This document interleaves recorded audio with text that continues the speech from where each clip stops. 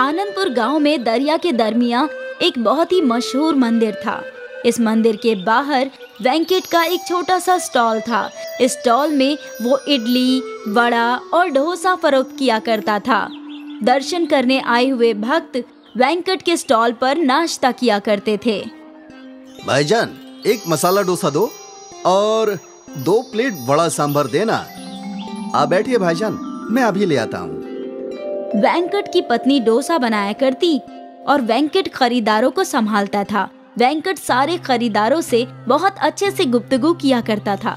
लोगों को वेंकट के स्टॉल पर डोसा खाना बहुत पसंद था।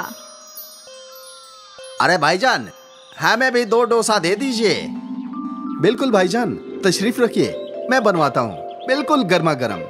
वेंकट और पूजा मिलकर एक साथ काम करते थे, इसलिए उनकी आमदनी भी अच्छी थी।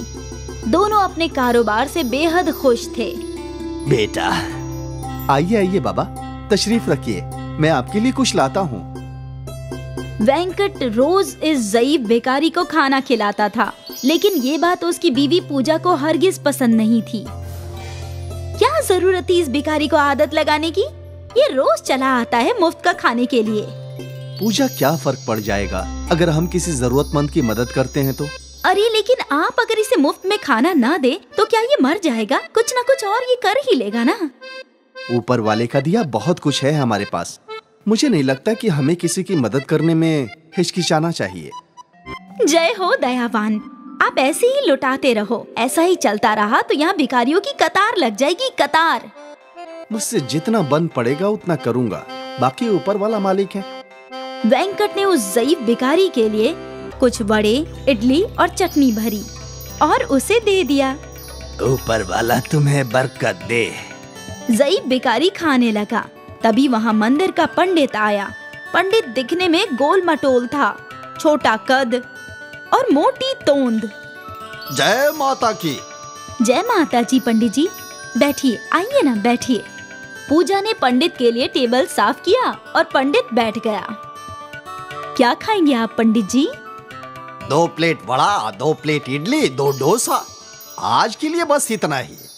अभी लाती हूँ। पूजा पंडित की खिदमत में लग गई। तभी वेंकट उसके पास गया। मैं इस बाबा को मुफ्त खिलाता हूँ, वो तो गरीब है। ये पंडित तो निहायती अमीर है, तुम इसे मुफ्त क्यों खिलाती हो? ब्राह्मणों के बारे में ऐसा नहीं कहते। शास्त्रों में लिखा है ब्राह्मणों को खिलाने से बरकत मिलती है। और जब से मैंने इस पंडित को खिलाना शुरू किया है, देखो हमारा कारोबार बढ़ गया है। जैसे जिसकी सोच। तुम इस ब्राह्मण की खिदमत करो, मैं जा रहा हूँ भगवान जी के दर्शन करने। ठीक है, जाओ। वेंकट मंदिर में पहुंचा और उसने भगवान जी के सामने हाथ जोड़ा। हे प्रभु, हमेशा मेरे साथ रहना और सबका भला करना।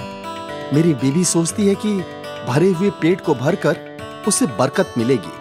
मुझे इल्म है ये गलत है प्रभु, लेकिन अपना कर्म उस पर भी बनाए रखना।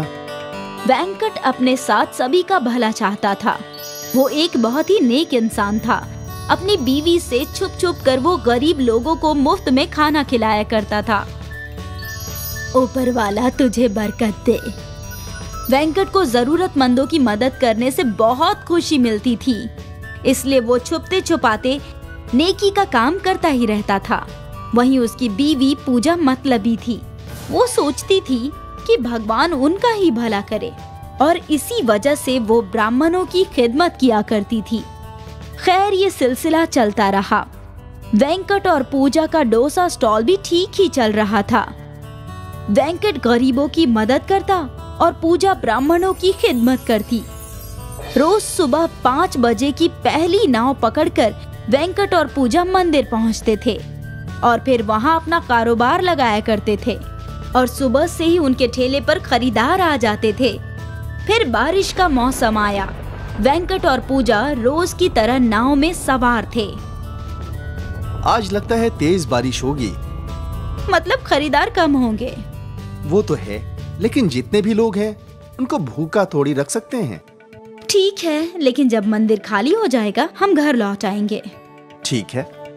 वेंकट और पूजा दरिया पार करके मंदिर के पास पहुँचे और रोज की तरह उन दोनों ने अपना ठेला लगाना शुरू किया। बारिश तेज हो रही थी। मुझे नहीं लगता आज कुछ खास ग्राहक आएंगे। देखते हैं। बस तभी 2-3 लोग उनके ठेले पर आ गए। आइए आइए भाईजान, बैठिए। हमें 3 प्लेट इडली और 2 प्लेट वड़ा दे दो। जी अभी लाया।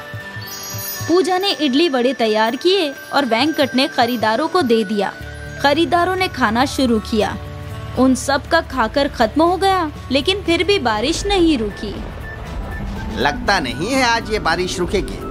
हाँ, बारिश की वजह से मंदिर में भक्त भी कम है। उस शख्स ने वेंकट को पैसे दे दिए। हम लोग कुछ देर यहीं इंतजार करेंगे, बारिश रुकते ही चले जाएंगे। जी चलेगा। वो लोग काफी देर तक इंतजार करते रहे, लेकिन बारिश नहीं रुकी। फिर वो लोग भीग कर दरिया तक पहुँचे। दरिया की खतरनाक शक्ल देखकर वो हैरान थे। दरिया में एक भी कश्ती नहीं थी और दरिया के पानी की सतह बढ़ती ही जा रही थी। वो लोग दौड़ते हुए वेंकट के पास आए और उसे ये सब बताया। ये सैलाब हम सबको डुबा देगी, हम में से कोई नहीं बचेगा। तभी उनके सामने वो ज़ईफ भिखारी आया। बचाने वाला वो है, तो आखिर कोई क्या मारेगा। यहाँ हम सबकी जान पर बनाई है और ये भिखारी हंस रहा है। हमें कुछ तो करना होगा। हे भगवान, हम सबको महफूज किनारे पहुँचा दो। हे भगवान, रहम करो। वेंकट ऊपर वाले से दुआ करने लगा। तभी उस ज़ईफ भिखारी ने सामने रखी एक डोसे की प्लेट उठा ली। हम सब इतने बड़े खतरे में हैं और तुझे खाने की पड़ी है। मेरे पीछे आओ। भिखारी के साथ सभी लोग दरिया के पास पहुंचे। भिखारी ने उस डोसे की प्लेट को जमीन पर रख दिया और अपनी आंखें बंद कर ली और जादू से उस डोसे का साइज बढ़ने लगा। डोसे का साइज इतना बड़ा हो गया कि मानो बड़ी कश्ती हो। वहाँ खड़े सभी लोग हैरान थे। ये जादुई बड़ी डोसे की कश्ती दरिया को बड़ी आसानी से पार करा देगी। तुम सब इसमें बैठ जाओ। सभी लोग कश्ती में बैठ गए, सिवाय उस भिखारी के। आप भी आइए। नहीं बेटा, मुझे बचाने वाला वो है, तुम सब जाओ। भिखारी के इशारा करते ही डोसे की बड़ी कश्ती दरिया में तैरने लगी। पानी की बड़ी बड़ी लहरों का भी उस पर कोई असर नहीं हुआ। अंदर बैठे सभी लोग महफूज थे। वो सभी लोग दूसरी ओर पहुंच गए। सभी ने ऊपर वाले का शुक्रिया अदा किया और उनके उतरते ही डोसे की बड़ी कश्ती पानी में डूब गई। आज वेंकट के साथ सभी लोगों ने ये करिश्मा देखा था। डोसे की बड़ी कश्ती का करिश्मा शायद वेंकट की नेक दिली ही थी कि उसे जादुई डोसे की बड़ी कश्ती बचाने आई थी। अब्दुल एक खानसामा था जो सुल्तान मियां के होटल में तंदूरी बनाया करता था। भाई, मुझे एक तंदूरी का पार्सल दे दो। जी अभी देता हूँ। आपके हाथ की तंदूरी का कोई जवाब नहीं है अब्दुल मियां। मैंने कई होटल की तंदूरी खाई है, लेकिन आपके हाथों की जो बात है वो कहीं और नहीं है। शुक्रिया, आपको मेरी तंदूरी पसंद आई, बस यही काफी है। अब्दुल सालों से इसी होटल में काम किया करता था। सब कुछ ठीक चल रहा था। फिर एक दिन सुल्तान मियां के बेटे अफजल ने होटल संभालना शुरू कर दिया। भाई, आपके होटल की तंदूरी का तो जवाब ही नहीं है। हाँ, मैं जानता हूँ जनाब। काफी ग्राहक अब्दुल मियां की तंदूरी की तारीफ करते हैं। ये सुनकर अब्दुल मुस्कुराया। वो अफजल के दिमाग में चल रही खुराफात से अनजान था। अफजल ने सोच रखा था कि वो तंदूरी काउंटर बड़ा बनाएगा और कई खानसामे रखेगा। अब्दुल भाई, अब आपको बाकी खानसामों को भी अपनी तरह तंदूरी बनाना सिखाना होगा, क्योंकि मैं तंदूरी काउंटर बड़ा करने वाला हूँ ताकि मैं ज्यादा से ज्यादा ऑर्डर ले सकूं। इसीलिए जी बिल्कुल, मैं सभी खानसामों को सिखा दूंगा। ये सुनकर अफजल खुश था। कुछ दिनों बाद तंदूरी काउंटर बड़ा हो गया। 2 और खानसामे काउंटर पर आ गए, अल्ताफ और अरबाज। अब मुझे ध्यान से देखो और सीखो। अगर मेरी तरह तंदूरी को अच्छी तरह से पकाओगे तो ग्राहक तुम्हारी भी तारीफ करेंगे। अब्दुल दोनों को अच्छे से तंदूरी बनाना सिखाने लगा। कुछ ही रोज में वो लोग भी अब्दुल की तरह तंदूरी बनाना सीख गए। उम्मीद है अब आपका होटल दिन दूनी और रात चौगनी तरक्की करेगा। आपकी दुआ कबूल हो अब्दुल मियाँ। अब्दुल ने बहुत ही साफ दिल से उन दोनों खानसामों को तंदूरी बनाना सिखाया, लेकिन अफजल बहुत ही शातिर था। उसके दिमाग में बस पैसे कमाने का जुनून सवार था, इसलिए उसने नई मुर्गी खाने वाले से सौदा तय कर लिया। ये मुर्गी वाला अफजल को मरी हुई मुर्गियां सस्ते दामों पर बेच रहा था, जिससे अफजल का मुनाफा बढ़ गया था। तंदूरी काउंटर बड़ा होने की वजह से ग्राहक भी बढ़ गए थे। सब कुछ सही चल रहा था, लेकिन एक रोज जब अब्दुल देर रात तक होटल में था, तब होटल के मालिक सुल्तान वहाँ आए। बेटा अफजल, कैसा चल रहा है होटल? बढ़िया अब्बू। मैंने सुना है तूने मुर्गी वाला बदल दिया है। हाँ अब्बू, ये मुर्गी वाला हमें सस्ते दामों में मुर्गी दे रहा है। अच्छा, लेकिन वो कैसे? क्योंकि वो मुर्गियां पहले से मरी होती हैं। या खुदा, ये क्या गुस्ताखी कर रहे हो बेटा? ये गलत है, ऐसा गुनाह मत करो। अगर हमारी तंदूरी खाकर कोई बीमार हो गया तो खुदा हमें बिल्कुल मुआफ नहीं करेगा।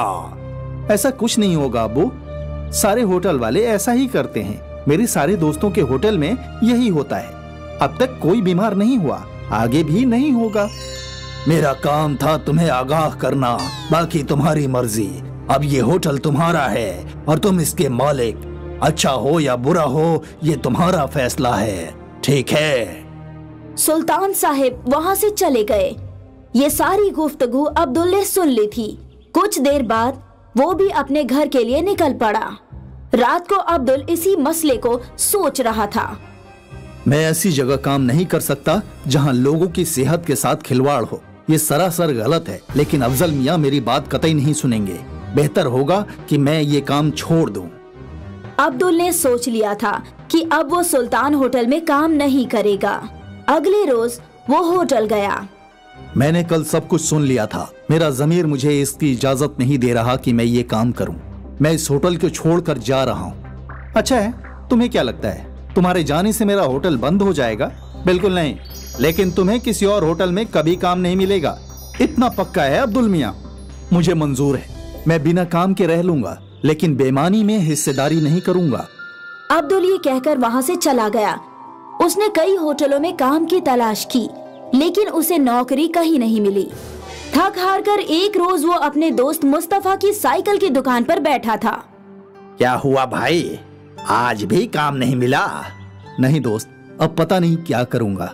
मुझे तंदूरी बनाने के अलावा और कोई काम आता भी नहीं। तुम्हें कौन कह रहा है कोई और काम करो? मैं तो ये कह रहा हूँ कि तुम अपना खुद का तंदूरी काउंटर खोल लो। इतने पैसे नहीं है मेरे पास। एक तो तंदूर महंगा होता है, दूसरा होटल के लिए भी तो जगह चाहिए, फिर उसका किराया। इतना सब कहाँ से कर पाऊंगा? तुम्हारे दोनों मामलों का एक ही हल है मेरे पास, थोड़ा इंतजार करो। मुस्तफा ने 2 पुरानी साइकिल के पहिए लिए और उनके बीच में छेद करके पाइप डाल दिए। लीजिए, तैयार है। ये क्या है? अभी बताता हूँ। मुस्तफा के पास एक हाथ गाड़ी थी। मुस्तफा ने हाथ गाड़ी के ऊपर पटरा ठोक दिया और फिर ये तंदूर उस हाथ गाड़ी पर रख दिया। अब इसके नीचे तुम जलता हुआ कोयला रखो और इसे घुमा घुमा कर तंदूरी बनाओ। अरे वाह, ये तो बहुत बढ़िया है। ये तुम्हें कैसे सूझा? बस शायद तुम्हारी मदद करनी थी, इसीलिए मुझे सूझ गया। शुक्रिया शुक्रिया मेरे दोस्त। अगले रोज से अब्दुल ने हाथ गाड़ी पर तंदूर बेचना शुरू कर दिया। अब्दुल तंदूरी बनाने में उस्ताद था। क्योंकि उसका होटल नहीं था, इसलिए उसने तंदूरी का दाम भी कम रखा था। अब्दुल के चलते फिरते तंदूरी ठेले पर ग्राहकों की अक्सर भीड़ लगी रहती थी। वहीं सुल्तान होटल पर फूड ऑफिसर का छापा पड़ गया और मरी हुई मुर्गियां फरोख्त करने के चक्कर में होटल को सील कर दिया गया और अफजल को हवालात में बंद कर दिया गया। शायद यही कुदरत का उसूल है, अच्छे के साथ अच्छा होता है और बुरे के साथ बुरा। इसलिए कहते हैं कि कर भला तो हो भला। अब्दुल एक खानसामा था जो सुल्तान मियाँ के होटल में तंदूरी बनाया करता था। भाई, मुझे एक तंदूरी का पार्सल दे दो। जी अभी देता हूँ। आपके हाथ की तंदूरी का कोई जवाब नहीं है अब्दुल मियाँ। मैंने कई होटल की तंदूरी खाई है, लेकिन आपके हाथों की जो बात है वो कहीं और नहीं है। शुक्रिया, आपको मेरी तंदूरी पसंद आई, बस यही काफी है। अब्दुल सालों से इसी होटल में काम किया करता था। सब कुछ ठीक चल रहा था। फिर एक दिन सुल्तान मियाँ के बेटे अफजल ने होटल संभालना शुरू कर दिया।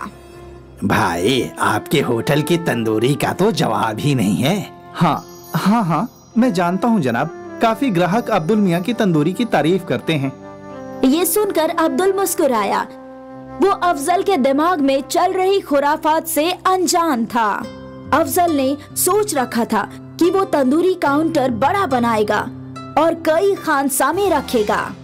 अब्दुल भाई, अब आपको बाकी खानसामों को भी अपनी तरह तंदूरी बनाना सिखाना होगा, क्योंकि मैं तंदूरी काउंटर बड़ा करने वाला हूँ ताकि मैं ज्यादा से ज्यादा ऑर्डर ले सकूं। इसीलिए जी बिल्कुल, मैं सभी खानसामों को सिखा दूंगा। ये सुनकर अफजल खुश था। कुछ दिनों बाद तंदूरी काउंटर बड़ा हो गया। 2 और खानसामे काउंटर पर आ गए, अल्ताफ और अरबाज। अब मुझे ध्यान से देखो और सीखो। अगर मेरी तरह तंदूरी को अच्छी तरह से पकाओगे तो ग्राहक तुम्हारी भी तारीफ करेंगे। अब्दुल दोनों को अच्छे से तंदूरी बनाना सिखाने लगा। कुछ ही रोज में वो लोग भी अब्दुल की तरह तंदूरी बनाना सीख गए। उम्मीद है अब आपका होटल दिन दूनी और रात चौगनी तरक्की करेगा। आपकी दुआ कबूल हो अब्दुल मियाँ। अब्दुल ने बहुत ही साफ दिल से उन दोनों खानसामों को तंदूरी बनाना सिखाया, लेकिन अफजल बहुत ही शातिर था। उसके दिमाग में बस पैसे कमाने का जुनून सवार था, इसलिए उसने नई मुर्गी खाने वाले से सौदा तय कर लिया। ये मुर्गी वाला अफजल को मरी हुई मुर्गियां सस्ते दामों पर बेच रहा था, जिससे अफजल का मुनाफा बढ़ गया था। तंदूरी काउंटर बड़ा होने की वजह से ग्राहक भी बढ़ गए थे। सब कुछ सही चल रहा था, लेकिन एक रोज जब अब्दुल देर रात तक होटल में था, तब होटल के मालिक सुल्तान वहाँ आए। बेटा अफजल, कैसा चल रहा है होटल? बढ़िया अब्बू। मैंने सुना है तूने मुर्गी वाला बदल दिया है। हाँ अब्बू, ये मुर्गी वाला हमें सस्ते दामों में मुर्गी दे रहा है। अच्छा, लेकिन वो कैसे?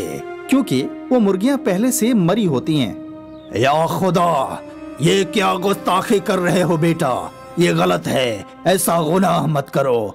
अगर हमारी तंदूरी खाकर कोई बीमार हो गया तो खुदा हमें बिल्कुल मुआफ नहीं करेगा।